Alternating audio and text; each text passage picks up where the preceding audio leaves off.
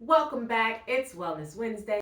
I am Dr. Kashidi Long from Long Health and Wellness, and today we are going to talk about something that's been making the headlines, red dye number 3.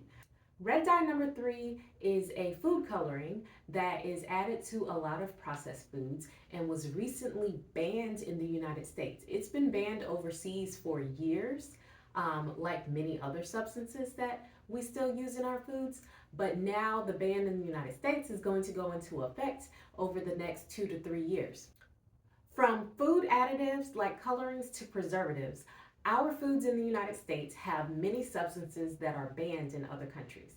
So, what can you do to decrease your consumption of these types of substances? Here are 5 ways to avoid unhealthy chemicals in your food. First, read your labels. Every product that is not in its whole food form has a nutrition label on the back, and at the bottom of the nutrition box, there are usually at the bottom, but sometimes it's on the side, is the ingredients. Read your ingredients. If it has things that you cannot pronounce or that you don't know what they are, or if you're recognizing it as an artificial coloring or something like that, you should try to avoid those foods. Number 2, you can use apps such as the Yuka app to scan the barcode on a given food, and it'll tell you if it has toxic ingredients or if it's healthy or unhealthy. So that is another option. Number 3, try to cut back on processed foods altogether. The less processed foods you eat, more likely that's the less chemicals you'll be eating.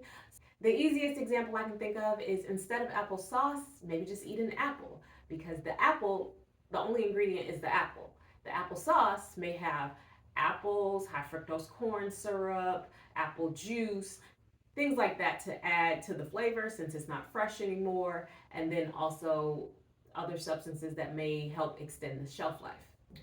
The 4th thing you can do is buy organic. I know most of us do not buy organic foods because they can be much more expensive than the non-organic foods. However, there's a list from the Environmental Working Group called the Dirty Dozen. These are the foods that have the highest amount of pesticides in them, and so even if you only buy organic from that list, you will be decreasing your intake of pesticides and other chemicals. Number 5 is grow your own food or shop at a local farmer's market. Local markets will oftentimes have food that is grown with fewer chemicals, but it's not listed as organic because that can be very expensive just to get on the organic list. But a lot of local farmers don't spray their foods as much as food that comes from, South America or across the country.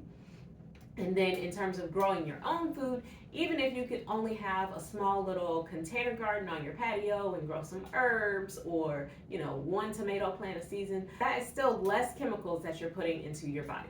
Remember, small changes can have a big impact on your health. So do what you can when you can. If you're following any of these tips already, let me know in the comments. Also, don't forget to share and subscribe for more content like this. I'll see you next week for another Wellness Wednesday.